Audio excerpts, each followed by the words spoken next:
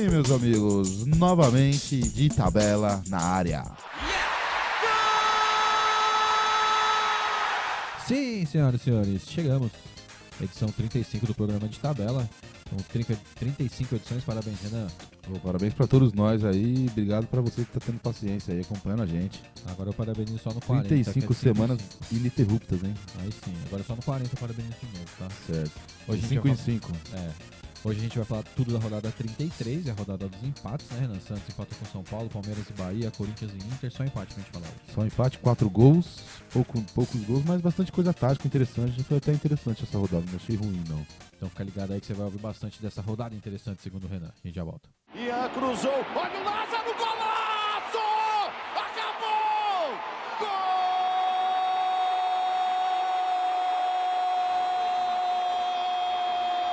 do campeão do mundo!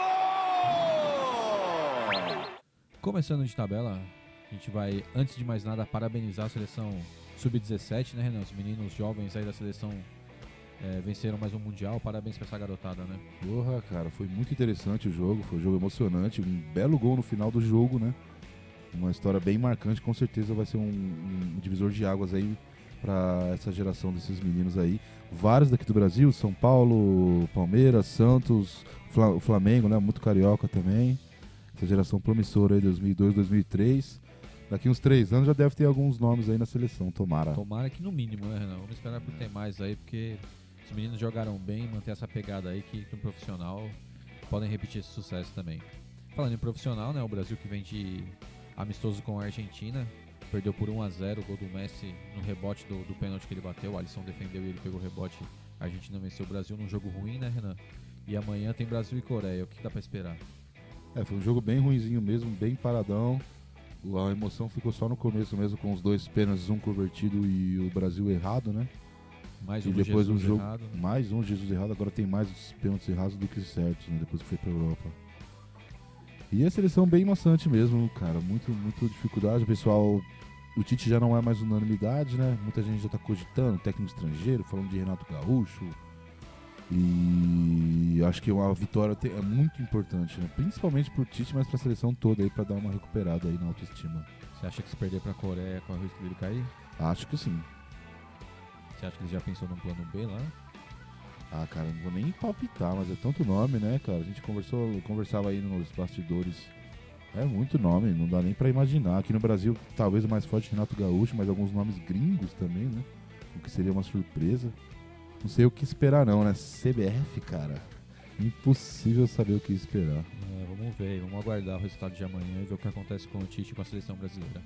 Falando agora de Campeonato Brasileiro, Santos e São Paulo fizeram um clássico Sansão lá na Vila Belmiro. O jogo acabou empatado em 1-1. Sanches, Renan, fez o gol do Santos. Sei que você gosta bastante do futebol do Sanches. Converteu um pênalti. Quero saber daqui a pouco sua opinião sobre o pênalti também. E o São Paulo no segundo tempo melhorou bastante, né? O primeiro tempo de São Paulo não foi bom, o Santos foi dominante no primeiro tempo. O Dani Alves conseguiu uma boa jogada e seguiu até o final, né? Ele inicia a jogada e consegue concluir para fazer o gol de empate do São Paulo. A gente errou os palpites, né, cara? Eu tinha chutado 2-0 o Santos e você? 2-1. 2-1 pro Santos, né? A gente errou. Como eu dizia, né? O Santos dominou o primeiro tempo, o Santos teve boas chances no primeiro tempo, o São Paulo parecia muito perdido. E no segundo tempo o São Paulo conseguiu igualar um pouco, né? Acredito que muito da alteração que o Diniz fez, né? O Jusilei saiu e entrou o Lisieiro. E Renan, vou até falar pra você e pra todos que estão vendo a gente aí. Eu acho o Jusilei um bom jogador, mas acho que ele tem um estilo de futebol antigo, sabe?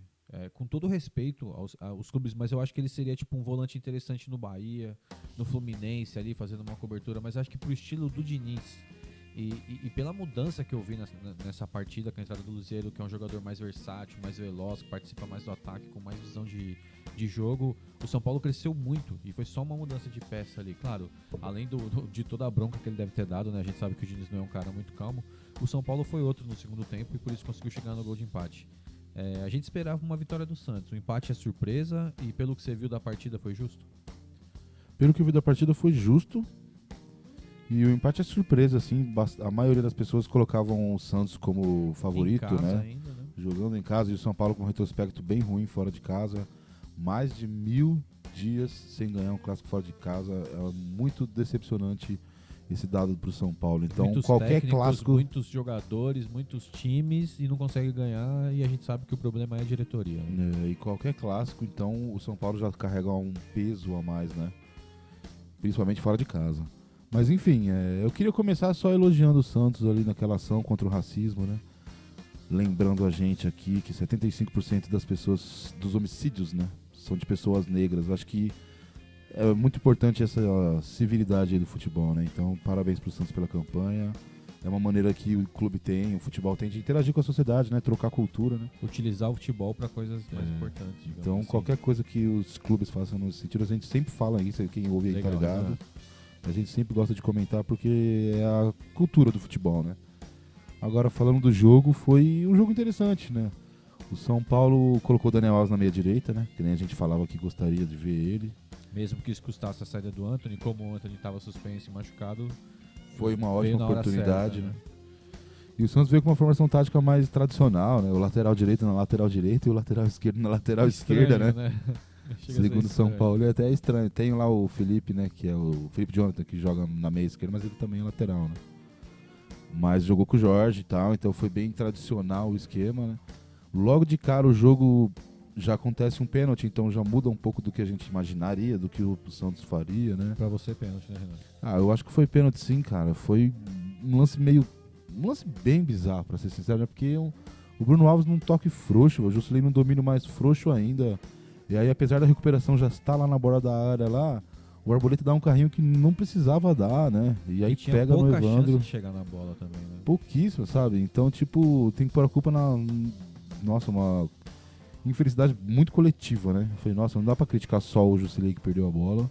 O passe veio mal e depois o Arboleda participou do lance muito mal também, né? O Santos, na experiência lá, deslocou bem, chutou muito bem, marcou, né? Depois o São Paulo vacila de novo na saída de bola e o Bruno Alves teve que tomar um amarelo. Então aí já ligou o alerta. Pô, a saída de bola do São Paulo bem frouxa foi o principal problema. Por isso que ele tirou o Jusilei e colocou o Zier, né, no intervalo. Mas ainda assim o jogo era um pouco equilibrado, com um pouco mais de posse pro São Paulo e mais passe pro São Paulo. Mas o Santos foi ficando cada vez mais firme no contra-ataque, criou várias oportunidades, né? Marinho jogando bem. Mas Marinho, Sanches jogou muito, Marinho. Gostei muito do Vitor Ferraz também. Gostei do Evandro também. Foram os 4 nomes assim, do Santos na partida. E o Thiago Volpi sofreu muito, quase toma um gol de cobertura, né? O Sanches foi muito... Cara, agora eu vou elogiar um pouquinho o Sanches ali, que você vê que... Sério? Cara, não, mano, a bola vem, se é um cara normal, o cara domina e chuta, mas ele ajusta a passada na elegância ali, ele pega muito bem na bola, Tipo, a bola viaja da maneira certa, suave, a bola vai entrar, não entra, sabe? Foi realmente uma fatalidade ali, mas você vê que é um lance que o cara é diferente no lance. O cara errou o chute, mas você vê o cara chutando a bola, o jeito que ele ajusta a passada, o jeito que ele dá o chuta na bola, eu acho muito interessante. Entrar, né? Pecado não ter entrado. E o Volpe quase toma um golaço de cobertura. E também, além disso, esse lance também explica uma coisa do jogo, que o Volpe saiu em outro lance também, como um zagueiro. Então já é meio que o Diniz ali fazendo o goleiro trabalhar na última bola do contra-ataque ali, né? O goleiro também se adianta, também tem que sair com o pé em algumas jogadas, né? E o Volpe já tá meio que entrando nisso, né? Então foi isso o primeiro tempo, cara. No segundo tempo, o São Paulo volta com o Lisieiro, né? O time fica mais leve, principalmente na saída de bola, que era, né, o problema com o Jusilei. Mas o Santos também continua perigoso. O Santos com a mesma experiência ali para contra-atacar. E o São Paulo também consegue um gol mais ou menos no início ali, né? Do segundo tempo. Em contra-ataque, né? O que é interessante, porque o São Paulo tomou vários contra-ataques e não tinha encaixado nenhum, porque ele tinha o controle. No primeiro contra-ataque, né? O Igor e o Pablo na área, cruzamento da esquerda, saiu dos dois e sobrou pro Daniel. O Vitor Bueno cruza, né? Outro que tem mostrado muita estabilidade, né? Tem sempre feito partidas de regular pra bom, assim, né? Me surpreende até. E aí, pra mim, a outra surpresa do jogo, que foi, tipo, já foi uma surpresa, o Santos tá muito em contra-ataque, né? E aí o São Paulo tira o lateral esquerdo, o meia esquerda, para colocar o Pituca. Então reforça ainda mais a maneira de contra-ataque. E aí o São Paulo domina cada vez mais, criou várias boas chances, muitas boas chances, mas não conseguiu marcar. Não teve jeito, né? Foi um jogo meio não gostei muito, pra ser sincero, mas foi um jogo interessante taticamente, né? Pela maneira, e principalmente pelo São Paulo resolver defender, tentar jogar em contra-ataque, reforçar mais ainda colocando um volante, né? Mostra que o São Paulo tá um pouco mudado, né? Ele tá vendo um pouco mais de como é o futebol brasileiro e tá começando a mudar um pouco. O próximo jogo do Santos, Renan, Santos e Cruzeiro, sábado às 21.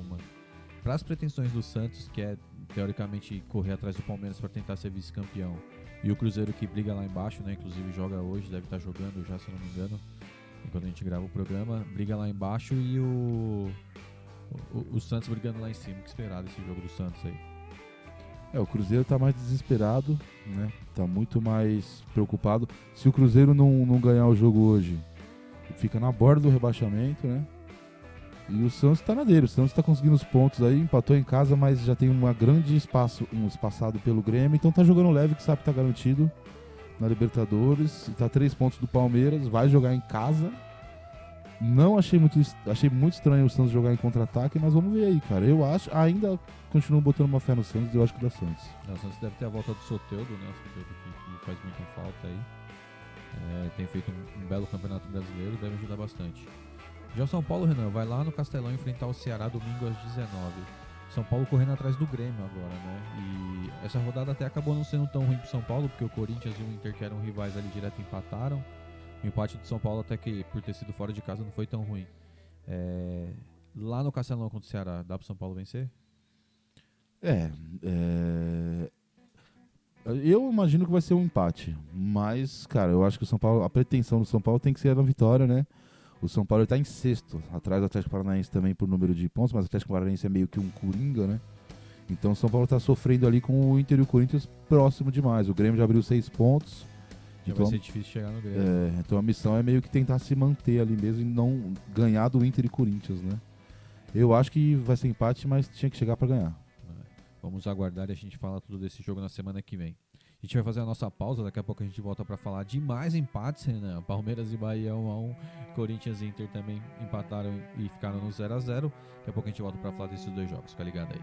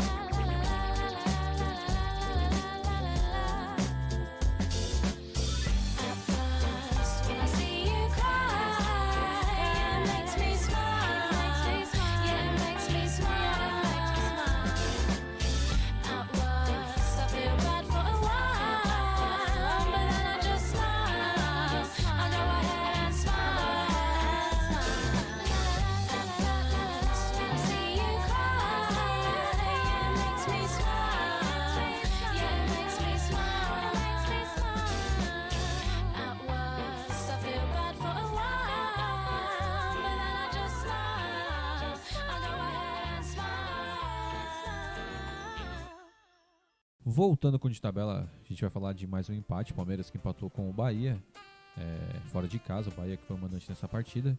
Saiu na frente com o gol do Arthur Kaique de falta, um golaço, né? A bola passa no meio da barreira, né? O Daverson vira de lado e a bola passa e mata o goleiro Everton. E no segundo tempo o Palmeiras buscou um empate com o Borja. Quem diria, o Borja entrando para fazer gol e conseguindo pelo menos trazer esse pontinho pro Palmeiras aí fora de casa. Quero destacar, Renan, acompanhei essa partida e o Dudu continua sendo um jogador imprescindível, né, no time do Palmeiras. As melhores chances do Palmeiras saíram com o Dudu, principalmente no segundo tempo. Realmente ele é o jogador que tem o algo a mais desse time aí. Embora o primeiro tempo tenha sido o Bahia atuando muito bem, né, o Bahia procurou, buscou as jogadas, conseguiu seu gol de falta, mas em casa conseguiu até de certa forma impor o seu ritmo, mesmo o Palmeiras sendo um time um pouco mais forte. Já no segundo tempo o Palmeiras foi bem melhor. Acho que o Mano Menezes conseguiu consertar as coisas que estavam dando errado no primeiro tempo e o Palmeiras ainda conseguiu buscar um empate, né? Em uma das mudanças do Mano Menezes, do Borja, que entrou no ataque e fez o gol do empate. O empate, por ser fora de casa, não é tão ruim para o Palmeiras.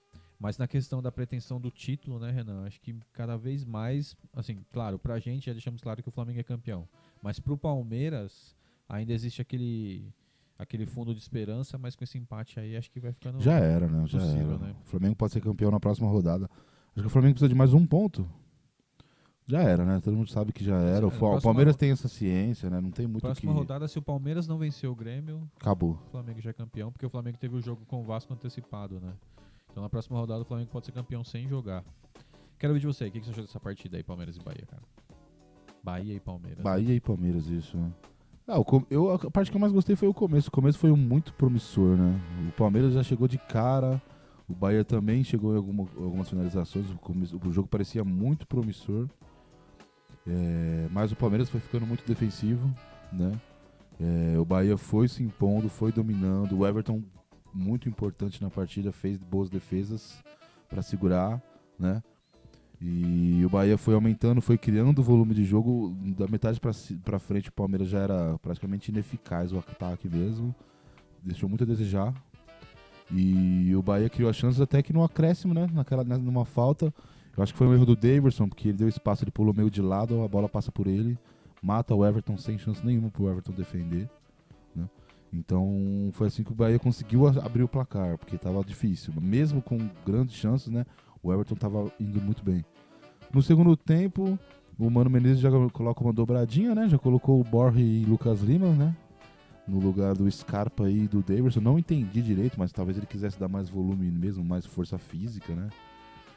E o Borja já levou o perigo logo de cara. O Palmeiras parecia um pouco mais consciente. O Bahia naturalmente um pouco mais defensivo. O Palmeiras naturalmente um pouco mais ofensivo, né?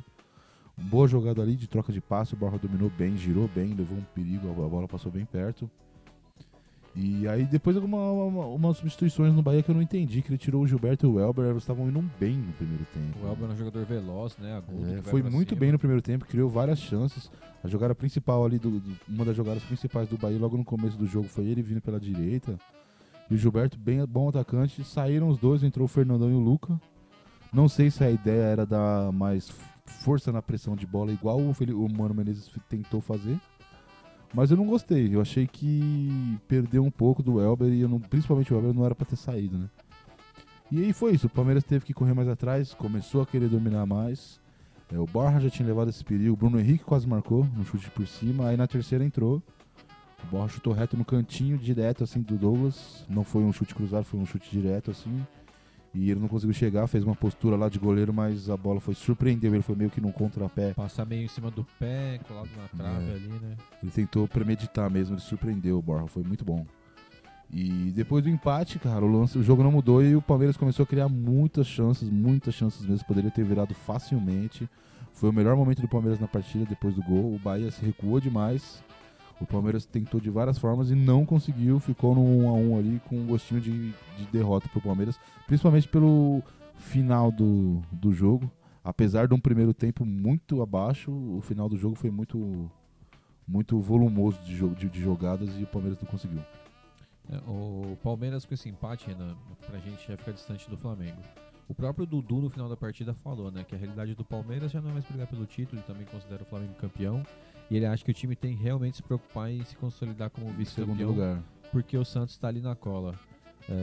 Para essa pretensão, o resultado é ruim, né? Se a gente for pensar só nisso, mesmo sendo fora de casa, mesmo com o Santos empatando, mantém o Santos na cola ali, né? E o Palmeiras na próxima rodada pega o Grêmio domingo às 16. Jogo difícil para tentar manter o segundo lugar no campeonato, né? São 3 pontos que separam do Santos. A próxima rodada é o Palmeiras com o Grêmio em casa e o Santos com o Cruzeiro em casa, teoricamente mais fácil, né? Se o Palmeiras perde, o Santos vence. Ou empata, o Santos já gruda muito, né? E eu acho que o Santos vem forte mesmo para tentar disputar esse segundo lugar. O Palmeiras realmente tem que ficar esperto com o Santos. Acho que fazem uns 3 programas que eu falo isso. Que o Flamengo já era mesmo, é melhor ficar esperto com o Santos, que tá vindo bem. O Grêmio também impressionante, cara. Perdeu a Libertadores, já tá em 4º lugar no campeonato. Apareceu do nada, de repente tava em 4º. Já tirou 3 pontos do Atlético, né? Então já tá um pouco firme no quarto, do G4. Então é um jogão aí, acho que talvez o jogo mais importante da rodada passada, da rodada que vem aí, principalmente pelo fato do Flamengo poder ser campeão. Você acha que o torcedor do Flamengo tá torcendo pro Grêmio ganhar e o time ser campeão sem jogar, ou eles preferem que espere pra próxima rodada? Eu acho que o Flamengo adoraria tentar ganhar 2 títulos no mesmo dia, praticamente, né? Já ganha o Brasileiro e já é uma final da Libertadores próxima. No sábado ganha a Libertadores, no domingo ganha o Brasileiro. Então imagina. Saca? Seria legal, né, Seria cara? muito bom. Você queria isso pro seu time, né? Quem não queria, né? Quem não queria. Ganhar o Brasileiro e a Libertadores, que é os campeonatos mais importantes do país, em 2 dias seguidos, vai ficar na história. Vamos aguardar aí. Lembrando que no final do programa a gente vai dar nossos palpites aí pra final da Libertadores, né, Renan? Vamos ver aí. Estamos errando muito, cara, mas vamos tentar aí. Vamos melhorar dessa vez. Bom, agora a gente vai falar do Corinthians. O Corinthians ficou no empate com o Inter. 2 times que brigam lá em cima na ponta da tabela, modo de dizer, na ponta da tabela, porque brigam pelas vagas na Libertadores, e se o Flamengo for campeão, dependendo do que pode acontecer, até um G8 pode pintar aí, né? Nessa partida com o mando do Corinthians aqui em São Paulo com o Inter, era de se esperar um jogo bem disputado, né? O Corinthians agora vai se acostumando ao estilo do Coelho. No primeiro tempo, a primeira chance do Corinthians foi aos 33. O Inter tinha um pouco mais de posse de bola no primeiro tempo, né?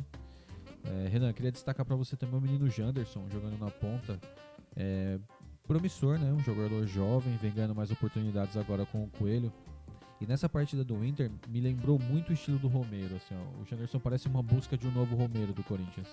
Ele tem habilidade para subir até, um pouco mais do que o Romero, né, na questão de técnica, mas ele se preocupava muito em marcar o Arthur, que era o lateral direito do Inter. Então ele teve pouca participação, mas todas as participações dele no ataque eram um drible, era uma tentativa de ir pra cima. Parece um jogador agudo que vale a pena ficar de olho aí pro futuro do Corinthians também. O primeiro tempo, na minha opinião, o Inter foi melhor, né? O meio campo do Corinthians muito mal no primeiro tempo. Acho que o Patrick, o Edenilson e principalmente o D'Alessandro controlaram bastante a posse de bola pro Inter. Mesmo jogando fora de casa, o time conseguiu controlar um pouco o Corinthians e pressionar até com algumas boas chances. E no segundo tempo, vale destacar aí, a gente estava até vendo aqui um pouco antes de gravar o segundo bloco, uma chance que o Bocelli teve, que pra mim foi a melhor chance do jogo ali. Ele bate cruzado e a bola passa por fora, e a gente viu aqui que teve até o desvio do Marcelo Lomba. Acho que foi a melhor chance do jogo ali, poderia ter decretado a vitória pro time do Corinthians. Defesaça do Lomba. Poderia ter E sido lembrou o Cássio, né, com o Diego Souza, porque foi um trisco ali, frente, né? capital ali, que conseguiu tirar a bola. E o juiz tão sutil que o juiz não viu e virou tiro de meta. Tem o Bandeira, né? Acabou sendo um tiro de meta. Enfim, mesmo com essa boa chance aí, na minha opinião, o empate foi um resultado justo. Quando disse que ainda teve um gol anulado, bem anulado, né? Do Gustavo. E, Renan, quero saber de você, o que você achou dessa partida. Esse empate, pra quem acabou sendo melhor, cara? O empate acabou sendo melhor pro time que tá jogando fora de casa, né? Era uma disputa direta pela colocação, né? O Inter tá em 7º e o Corinthians tá em 8º. Os dois estão com a mesma pontuação. Então o time que ganhava já abriria 3 pontos, né? Já seria um conforto aí. Essa é uma briga que vai até a última rodada, né? Com certeza. E o São Paulo tá em cima também com 53, então briga o Atlético Paranaense também com 53. Então é uma briga grande, principalmente do Corinthians e Inter ali, que tá mais na ponta ali. Do né? 5º ao 8º ali tudo pode acontecer. O resto eu acho que tá meio consolidado, né? Do 1º ao 4º deve acabar assim. Pô, a gente tem que também elogiar o Vasco, que tá lá em 9º. Depois de uma partida, de um campeonato tão conturbado, Vanderlei Luxemburgo, o Vascão já chegou em 9º, tirou o Bahia, né?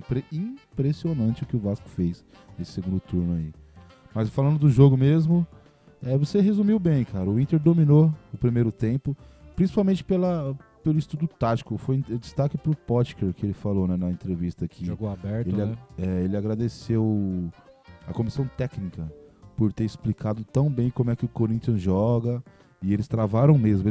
Não foi um primeiro tempo muito criativo. O Corinthians sofreu demais para criar e não tinha saída de bola, porque é a dificuldade do Corinthians e o Inter sabia disso.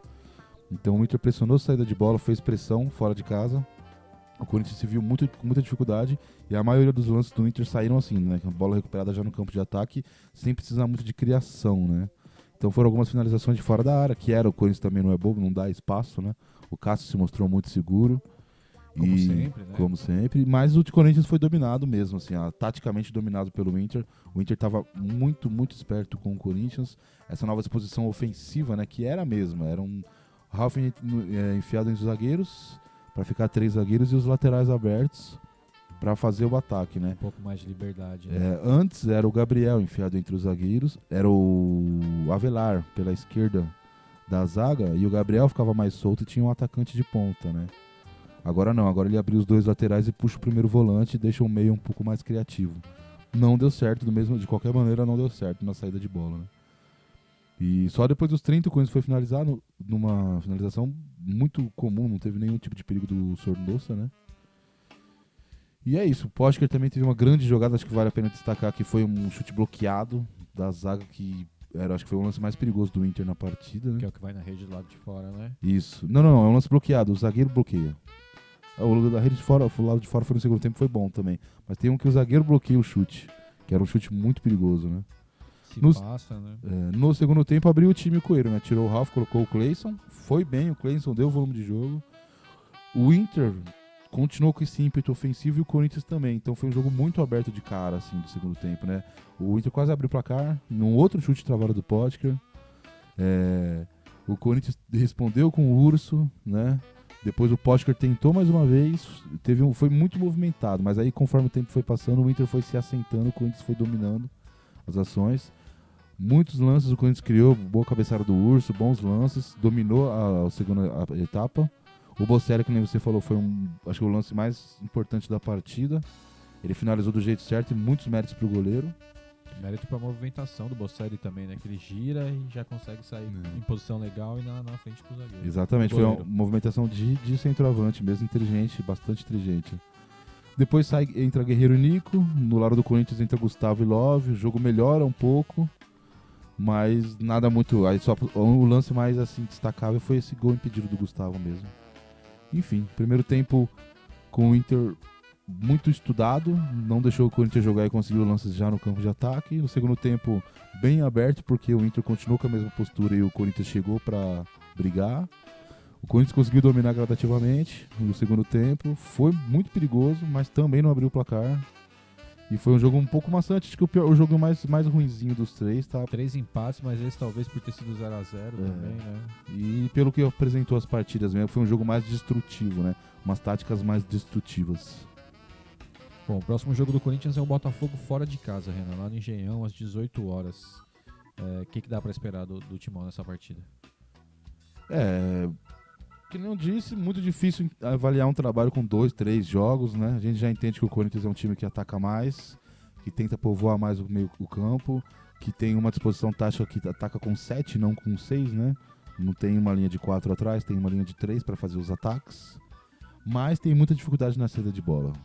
Era assim na tática passada e é assim nessa tática atual, né? O Botafogo é um time muito limitado que a gente cansou de criticar aqui, né? Todos os paulistas que jogaram contra o Botafogo a gente criticou. Então eu acho que infelizmente vai ser um jogo ruinzinho, cara. O Corinthians vai transferir a responsabilidade e vai tentar matar em algum contra-ataque. O Botafogo não vai ter criatividade. Então acho que vai ser um jogo ruinzinho, mas o Corinthians leva vantagem pelo desespero do Botafogo e pelo time que é ruim mesmo. Qualquer paulista que visitasse o Botafogo eu acho que ia levar vantagem. Tem a obrigação de vencer pelo momento também, né? Você consegue ver alguma porcentagem de melhora do Coelho pro Carille, Renan?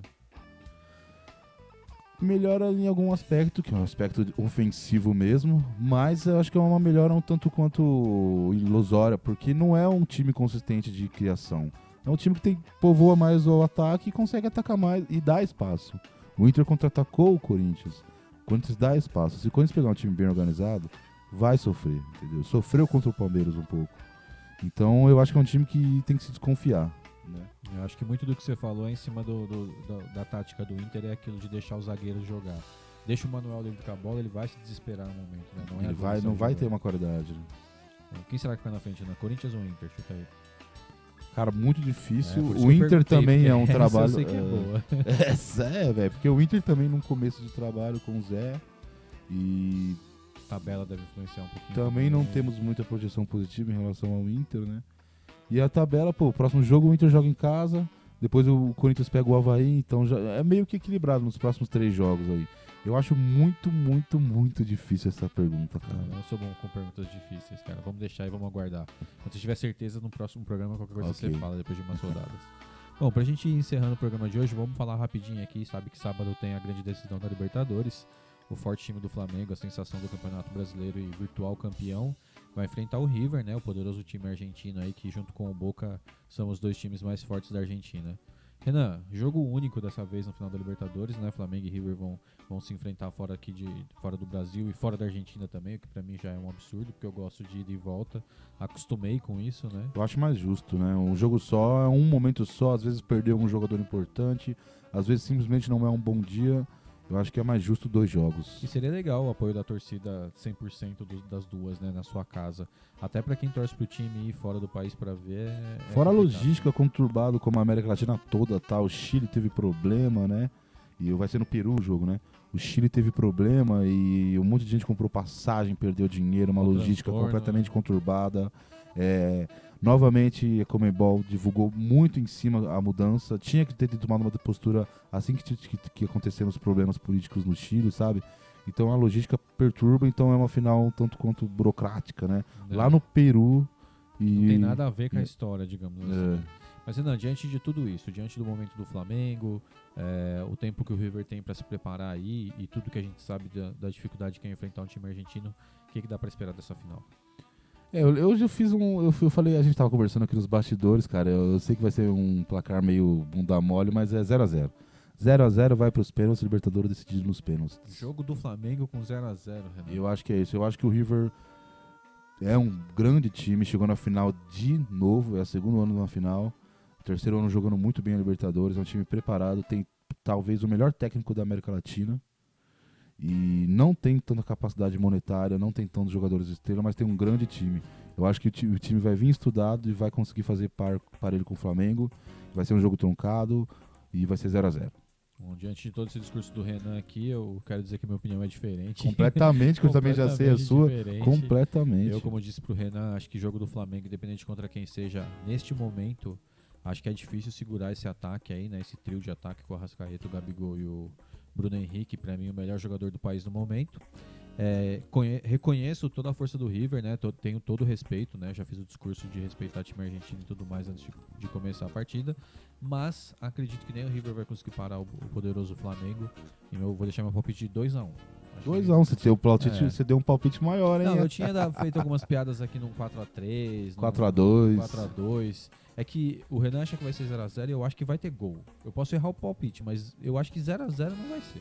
Porque o Flamengo vai atacar, se o jogo estiver caminhando, se o Flamengo faz 1x0 no finalzinho, o River vai pra cima. Se o River fizer 1x0, o Flamengo vai pra cima. Acho difícil que acabe sem gols. Então eu vou chutar esse 2x1 aí, semana que vem a gente vê, porque a gente tá mal de palpite, né? Nossa, cara, 2x1 no ano em 35 episódios. Claro que a gente não dá palpite sempre, dá palpite em clássicos e jogos importantes.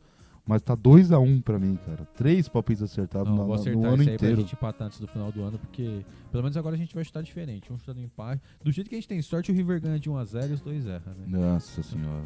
Bom, a gente vai chegando no final de tabela. Quero agradecer você que deu o play aí. A gente falou bastante dos 3 jogos da rodada, né? Como a gente salientou aqui, 3 empates. A gente parabenizou e começou com uma vinheta especial em homenagem à seleção sub-17. Falamos também dos amistosos da seleção. E essa é a edição 35, que falou da rodada 33. Então, agradecendo o Renan. Até a próxima, cara. Valeu, muito obrigado. Esqueci de falar que vai dar River nos pênaltis, senão eu não vou falar quem ganhou e no meu palpite não vai valer. Diego acho que Alves vai dar não vai ser a... Não vai ser a solução. Mas é isso. Obrigado pra galera aí que tá acompanhando. Abraço pra todo mundo aí. Estamos junto. É isso aí. Pra você que deu play, até semana que vem. Tem mais futebol na semana que vem. Fica ligado aí que tem mais 2 músicas. Até semana que vem.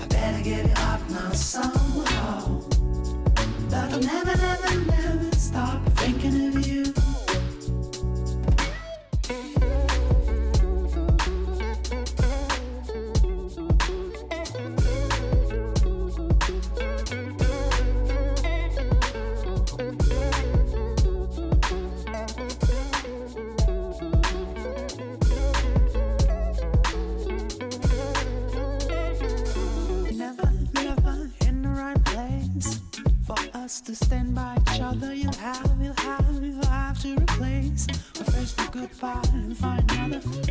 My heart was like a stone when we stopped in pain.